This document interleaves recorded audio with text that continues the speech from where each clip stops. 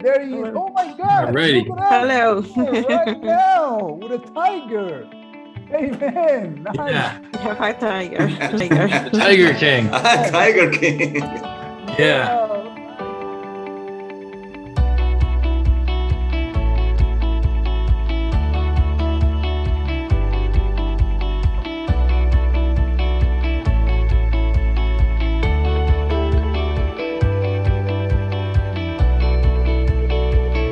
Wow. Welcome to the show, man. Welcome. Smear. Thank you. How do you pronounce your Welcome. name? It's a very strange name. I have never seen a person with that name. How do you pronounce that name? It's pronounced Shanir. It's Hebrew. Near. Can we call you SR? That's completely fine. That'll be easier, man. That'll be easier. Oh man. Mr. SR, what can you tell us about yourself? Sorry, me? Yes, introduce yourself to the audience. Yeah, of course. Yeah. So my name is Shanir, and I am the operations manager for NTI Global. So we manufacture, or we make industrial ductwork. So it's used in disaster recovery and hurricane relief. So like if anyone who works as hard as this guy. Well, except for Angel. Angel works really, really hard. yeah, Except me. I was going Yeah. to say, listen, I was going to say the same. I know one. There's Angel right there, man. Angel, he works a lot. Every time I call him or his wife, he's working. I can listen to him in the background teaching all the time, 24/7, man, 365. That's what he does. Listen, we have Melvis in the house. Melvis, say hello. Hi everybody, how's it going? Everything okay?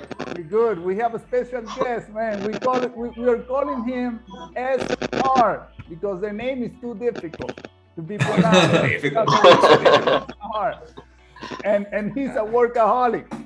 Let me tell you, that's what you mean. What do you do in your free time? How do you escape from the risk of your work, or express yourself in your daily basis with your family and That's a very good question. The reality is, because this is a family business, it's a second generation family business. Wow. There's no real stepping away. So and it's also so. And the other thing I find is difficult is finding the balance between work life and home life. And because there's so many things that I have to keep track of, at first I was resistant to the idea of taking what I do at work and how I organize things and structure things. And I didn't want to do that with my home life. But after having 3 children, I decided that it was probably better that I take how I can organize things at work and then do the same thing and structure it at home. So it's kind of a continuation. I just have to, I don't really have free time per se. I just move from project to project to project. And that sounds a little insensitive when it comes to thinking about like my children, but I know that they need my time as well. So as I finish with my work projects, I have a cutoff point and I say, all right, done. I'm going to stop here and I'm going to switch over and I'm going to focus on the children for the next however long. And then it's the next thing and the next thing. So I have to plan meticulously is what I would say. Yeah, maybe it's a That's benefit. Yes, it is. By the way, the time that I met you, it was that was another crossover. It was a Spanish every section, and when I met Near, you were with one of your kids. You were with one of them. So Yes. what are they right now? Your children? What are they? They are playing outside the office right now. They're running a little wild right now because so I work most days out of the week, even if it's even on the weekend. Like I just finished re-automating something, and my wife works Saturday, Sunday, Monday. So no matter what, one of us is always working. So now I have the children. I know I was going to do this, and then after this, I'm taking them to the park. But for right now, it's kind of wild out there. So. Yeah, I know. I remember you were running after him all over the office the other day. Yeah. That. Could you say one characteristic about each one of your kids? Yeah, of course. A characteristic of each of them, I would say my oldest, defining characteristic would be that she's outgoing and expressive. So she's someone that you can always tell where she stands on something, because if she's angry, she's going to make a face, be like that. And if she's upset, she'll do the same thing, because she's so outgoing. She requires a kind of attention, it kind of demands attention. If you, my middle child is kind of the sneaky one. She's the exact opposite of my oldest child. She's not necessarily not outgoing as it is that she's very reserved, and she plays how can I say this? She knows that because her older sister is outgoing, that gets her in trouble sometimes. So she tries to play in the card of trying to just sneak under the radar all the time. And then my youngest child, his defining characteristic is that he is the troublemaker. He knows that he can get into trouble and get away with it because he's the littlest one. So it doesn't matter if he goes and pulls one of their hairs. He'll get away with it because he'll cry, and it's like, oh, no picking on the little one. So yeah, those would be kind of the defining characteristics. I would that I gave her better characteristics, but they're only, 6, 4, and 2. So they haven't really developed or gotten into their own, if you will. Yeah, there will be more. Absolutely. What do you think is the most important quality you need to have at work? I would say in any job, the most important quality you have to have is acceptance of accountability or, personal responsibility. So if you mess up on something, own it, accept that. If as soon as you try to say, well, I would have done this if so-and-so hadn't done this, or I would have done this if, nope, own up to it and just say, you made a mistake, and this is how you're going to focus on fixing it the next time. Managers don't ever really want to hear about a problem. They want to hear about the solution or the scope of it. So, I would say the biggest issue, the biggest separation between a manager and someone that isn't a manager is someone that isn't a manager will say, hey, boss, we got this big problem. But that's it. It's a feeling of there's a stress associated with that there is a problem, and there's nothing beyond that.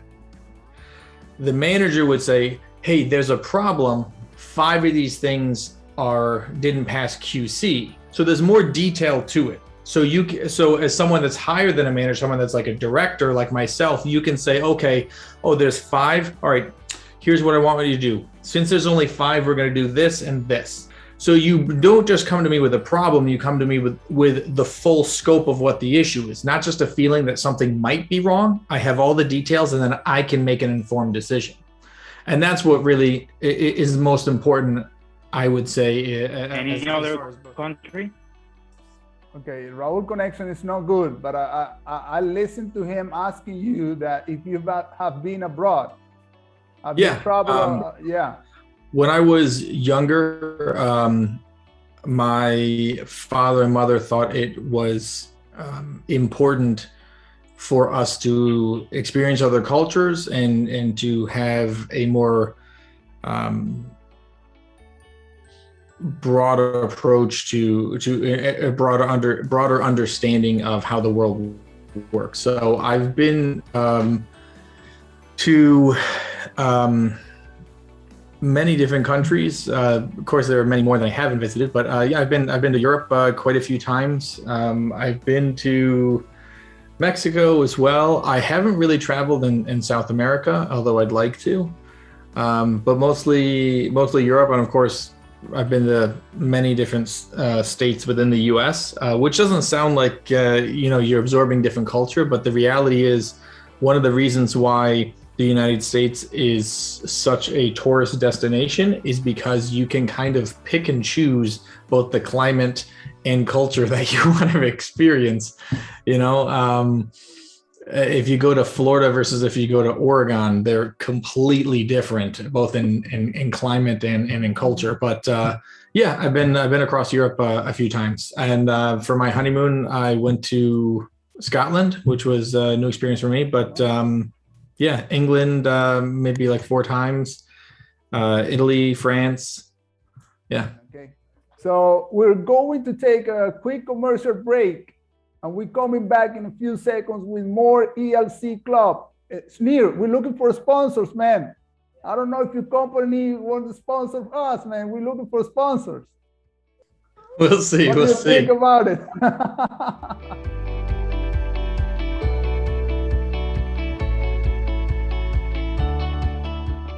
Talking about, do you speak Italian? No. Or French or I'm learning no? French bit by bit, but I've had to kind of put it on pause. I'm going back to it again.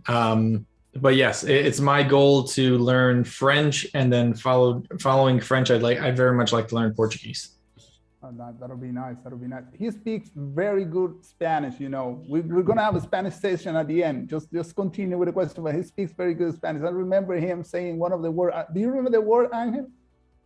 The word that he's. Yeah, I remember the moment, but not the word.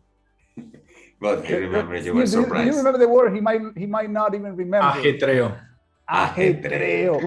Wow, Man, yeah. he is American. No, he said, no, Sneer, let me tell you this. And we were Let me having tell you this. Sneer has, and he said ajetreo, and I Sneer was has like, a dying. He great, said, what? no, he's a very, very dedicated student. We've been working Spanish for, I don't know, Sneer, 3 years, almost. Yeah. Okay, only practicing. He already speaks Spanish before me, but man, the vocabulary he has is great. Of course, he has a lot of. You have a lot of contact with Latinos, no, with your employees. Most of all, they are from Puerto Rico. You told me.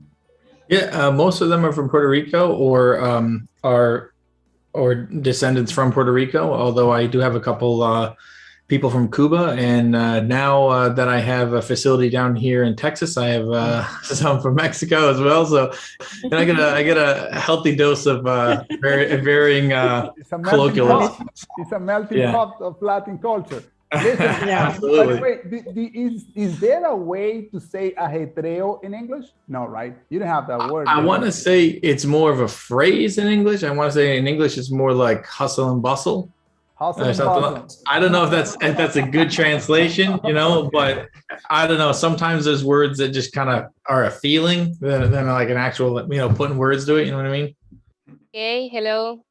I just have one question. How did you put the picture of the tiger as a presentation? It is cool.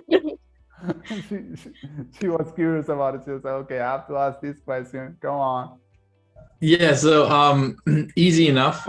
We use Zoom for our technically for our voice over IP software, for sort of basically for our phone system. So we use it at work. So I have a bunch of preloaded backgrounds. If you don't have to live, what do you do? Oh, that's nice. That's a very good question. I think I know the answer, but. This question is about there's no need for you right to work. You already have enough money. You're wealthy. So what do you do then? That's Yeah, nice you know, question. I guess it's a very good question.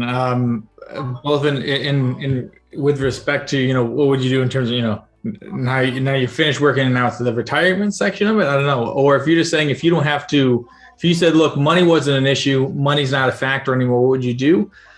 I think I would go back to really praying about what it is that I'm supposed to do while being on this earth, if that makes sense. I know it sounds kind of like a weird answer, but I don't think that we were created to every day wake up and just work until we die. So I don't know. I think I take it one day at a time. As far as retirement's concerned, I got shit tons of plans. I've seen both my father and mother-in-law retire and my own parents retire, and I've carefully observed what they've done since then. And my parents are adamant about trying to get more travel in before they reach an age where they can't do any more travel. And my father-in-law and mother-in-law, they have no idea what they're going to do. So because of that, I have spent the last 2 years and will continue making a giant list of things I want to do. So the moment that this presents itself, I can start doing those things. So yeah, I because I didn't want to reach the point where being like, I'm done. But I can stop working. And when I say working, part of doing, even if I'm wealthy, I'm gonna continue doing the same thing. Because I was telling the other day to the teacher when telling them, it's like, wait a second, we have 10 minutes. It's like LeBron, for example. He's already wealthy, he's rich. And he goes out every day and he plays for the Lakers, you see? Because that's what he loves doing. So I will do the same. I'm going to continue teaching. I will do it, even if I'm rich. So I'm going to go out, have fun with my students, and I'm not worried about the money, but I'm going to continue doing the same thing. You know? You know? And and for this, I do the question for every people. You know? Doing something do you love? Why? Because the life is only one. If you live just for one time. If you do what you love, you won't work one single day in your life. Yeah. That's what it is. You're just having fun. And it happens, you happen to get money because of it, but you're having fun. That's what you're doing. It's just like artists. They go out, they put on a show, they go on stage, it's full, people pay for the ticket, they get the money, but when they are there, they're having fun. They're singing, but they're having fun. And I know you like your job, man, because if you don't like it, it's near. If you don't like it, you wouldn't work so much and so hard. So you stay in depression. You love it. Yes, the same way with Mirlenis and Angel. I don't know about Diego, Andres, and Ariana because you're younger. But Melvis is a workaholic. All of us. I agree with you. We try to work 24/7 because we love what we're doing. That's what it is. Thank you for sharing this English moment with us, man. Now we switch. Yeah, of course. Thank you. Spanish chévere. It's a crossover. We appreciate it. Of course. Thank you. Bye, guys.